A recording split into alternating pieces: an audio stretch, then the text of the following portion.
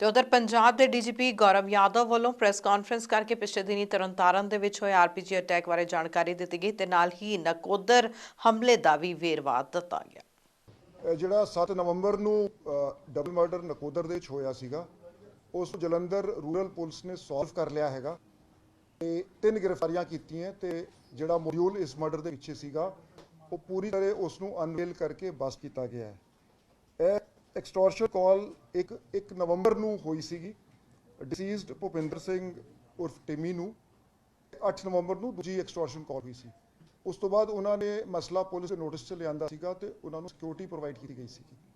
ਇਹ ਜਿਹੜਾ ਇਨਸੀਡੈਂਟ 7 ਦਸੰਬਰ ਨੂੰ 8:30 PM ਤੇ ਹੋਇਆ ਸੀਗਾ, ਜਦੋਂ 2 ਮੋਟਰਸਾਈਕਲਾਂ ਤੇ 5 ਅਣਪਛਾਤੇ ਵਿਅਕਤੀ ਆਏ ਸੀਗੇ ਤੇ ਉਹਨਾਂ ਨੇ ਗੋਲੀਆਂ ਚਲਾਈਆਂ ਸੀ, ਜਿਸ ਜਿਹੜਾ ਗਨਮੈਨ ਮਨਦੀਪ ਸਿੰਘ ਸੀਗਾ ਉਹਨੇ ਜਵਾਬੀ ਫਾਇਰ ਕੀਤੇ ਸੀ। ਕਾਫੀ ਬਹਾਦਰੀ ਨਾਲ ਅਟੈਕ ਦਾ ਜਵਾਬ ਦਿੱਤਾ ਸੀਗਾ ਤੇ ਦੋਵਾਂ ਨੂੰ ਇੰਜਰੀਜ਼ ਹੋਈ ਸੀ।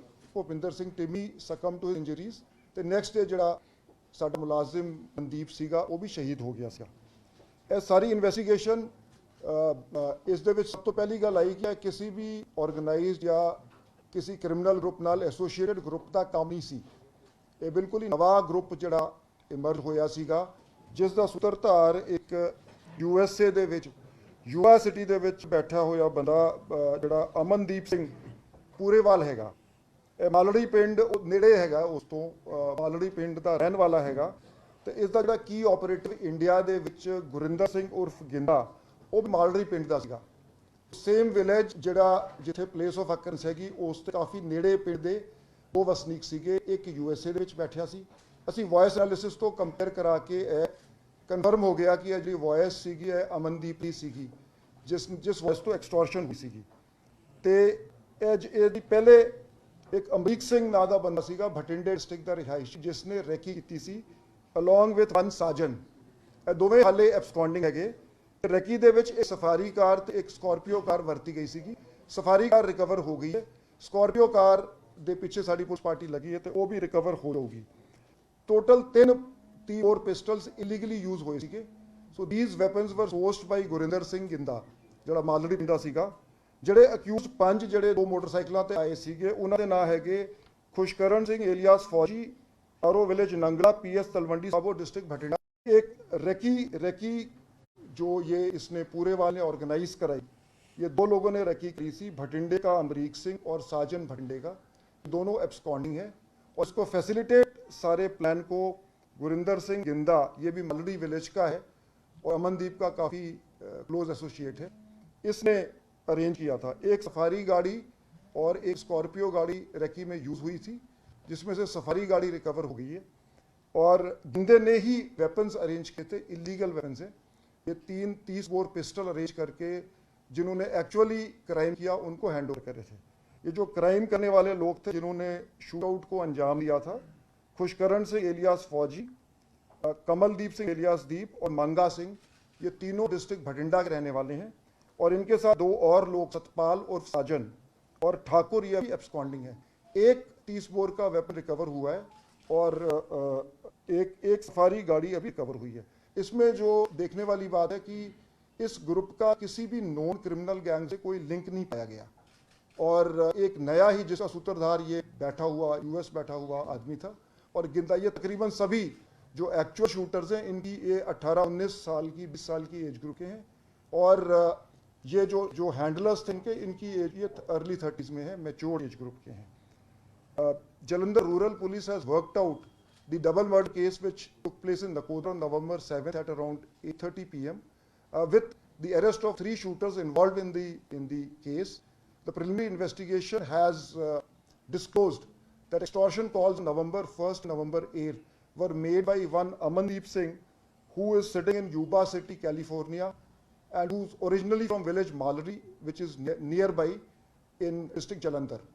The key associate of Amandeep was Gurinder Singh Ginda, also resident of the same village, and these 2 were the masterminds of the plan, and they had engaged 5 other persons who ultimately went into motorcycles for the attack on Bhupinder Singh Timmy. Before the attack, recce was conducted by two persons, one Amrik Singh who's absconding and one Sajan, he's also absconding, both resident of district Bhatinda. One Scorpio car and one Safari car were used in the recce. The Safari car has been recovered. Three 30-bore pistols illegally sourced by Ginda were handed over to this module for executing the crime. The 5 persons involved in the shootout are Khushkaran Singh alias Fauji, Kamaldeep Singh alias Deep, Manga Singh, Satpal and Thakur. Out of these 5, 3 have been arrested. Khushkaran Singh Fauji, Kamaldeep Singh Deep and Manga Singh have been arrested. The 130-bore pistol has been recovered. Disclosure statement has disclosed that the 2 motorcycles have been thrown in a flowing canal and they are likely to be recovered soon. And one noteworthy thing about this module is that it is not connected to any organized criminal gang, and it seems to have, they have sort of hashed the plan by at their own level, and because I think they were located very, very close to the deceased, where the deceased was living.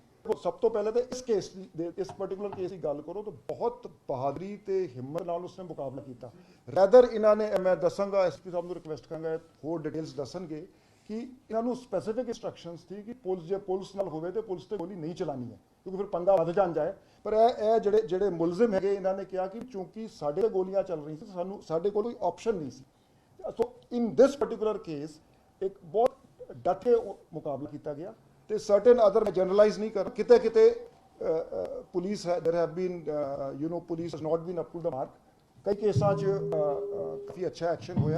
ਅਸੀਂ overall ਮੈਂ ਬਹੁਤ ਜ਼ਿਆਦਾ, ਕਿਉਂਕਿ security ਨਹੀਂ ਜੀ, ਨਹੀਂ ਮੈਨੂੰ ਗੱਲ ਬਾਜਵਾ ਜੀ ਮੈਂ ਦੱਸ, ਅਸੀਂ ਇਹਦੇ ਵਿੱਚ ਨਾ ਬੇਸਿਕਲੀ ਜਿਹੜੇ ਦੇਖੋ ਇਹਦੇ ਦੋ ਤਰੀਕੇ ਹੈਗੇ। ਇੱਕ ਤੇ ਪ੍ਰੋਐਕਟਿਵ ਪੁਲਿਸਿੰਗ ਨਾਲ ਜਿਹੜੀਆਂ ਟਾਈਮ ਹੈ, ਜਦੋਂ ਇਹ ਗੱਲ ਸ਼ੁਰੂ ਹੁੰਦੀ ਹੈ, ਜਦੋਂ ਸਾਨੂੰ ਲੋਕਾਂ ਦਾ ਸਹਿਯੋਗ ਮਿਲਦਾ ਹੈ, ਲੋਕਾਂ ਤੋਂ ਸਾਨੂੰ ਰਿਪੋਰਟਿੰਗ ਹੁੰਦੀ ਕਾਲਾਂ ਦੀ, ਉਸ ਤੋਂ ਬਾਅਦ ਇਹਨੂੰ ਟੈਕਨੀਕਲ ਤੌਰ ਤੇ ਇਨਵੈਸਟੀਗੇਟ ਕਰਕੇ ਕਿ ਕਾਲਾਂ ਦੀਆਂ ਟਰੇਸ ਕਰਨੀ ਚਾਹੀਦੀ। ਅਸੀਂ ਕਈ ਗੈਂਗਸ ਇੱਦਾਂ ਦੇ, ਤੁਹਾਨੂੰ ਯਾਦ ਹੈ ਅੰਮ੍ਰਿਤਸਰ ਦੇ ਵਿੱਚ ਕੁਝ ਡਾਕਟਰ ਸੀਗੇ, ਉਹਨਾਂ ਨੂੰ ਐਕਸਟੋਰਸ਼ਨ ਕਾਲਸ ਆ ਰਹੀ ਸੀ, ਅਸੀਂ ਟਰੇਸ ਕੀਤਾ ਤੇ ਉਹ ਬਿਹਾਰ ਤੋਂ ਕਾਲ ਆ ਰਹੀ ਸੀ। ਮੈਂ ਐਗਜ਼ਾਮਪਲ ਦੇ ਰਿਹਾ।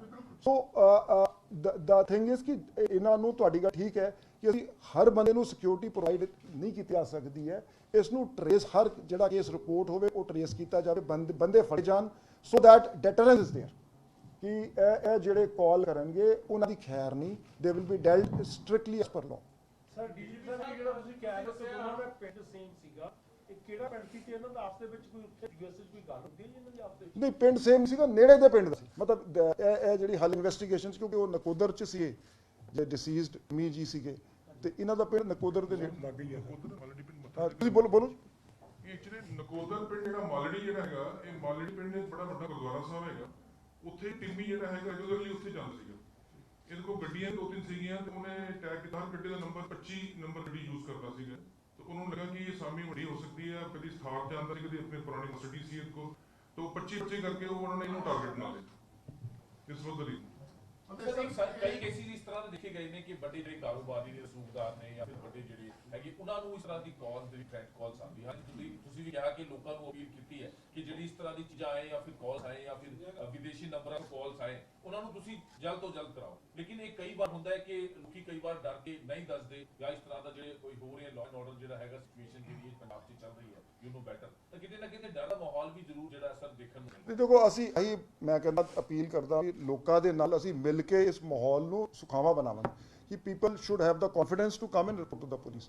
ਹਰ ਕੇਸ ਦੇ ਵਿੱਚ ਅਸੀਂ ਐਕਸ਼ਨ ਲਾਂਗੇ ਤੇ ਜਿਹੜਾ ਬੰਦਾ ਵੀ ਕਾਲ ਕਰਦਾ ਹੈ ਉਸ ਦੇ ਖਿਲਾਫ ਕਾਰਵਾਈ ਕੀਤੀ ਜਾਊਗੀ। ਗੌਰੀ ਤੁਸੀਂ ਬਹੁਤ ਵਧੀਆ ਕਰ ਰਹੇ ਹੋ, ਪ੍ਰਮਾਣਬੱਧ ਪਿਸਟਲ ਰਿਕਵਰ ਕਾਫੀ ਕਰ ਰਹੇ ਹੋ, ਰੂਟੀਨ ਚ ਕਰਦੇ ਵੀ ਆ ਰਹੇ ਹੋ।